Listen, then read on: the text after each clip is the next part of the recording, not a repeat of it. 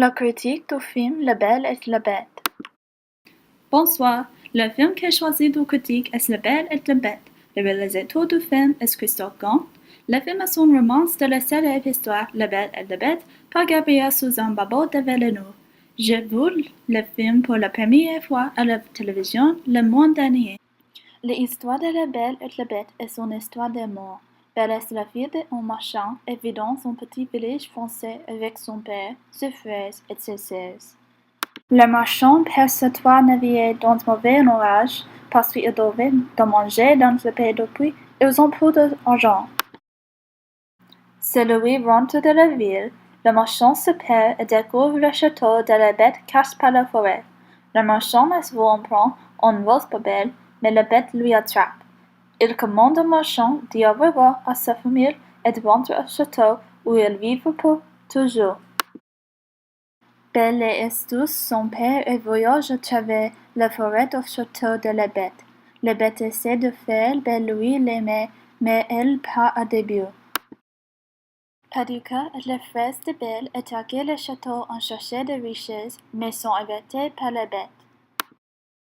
La Bête se blesse, mais Belle et ses frères se regardent lui avec l'eau magique. La mort de Belle lui tourne un homme. À la fin du film, Belle et le prince vivent à la campagne avec les 2 enfants et le père de la Belle, le marchand. Les personnages principaux sont la Belle, la Bête, le marchand, le père de la Belle, la princesse, la femme morte de la Bête, et Paducah, un criminel. Les personnages secondaires sont la sœur de la Belle, Anne et Clotilde. Les frères de la Belle, Maxime, Tristan et Jean-Baptiste. Et Astrid, partenaire de Paducah. L'histoire a avoir lieu en France à la campagne.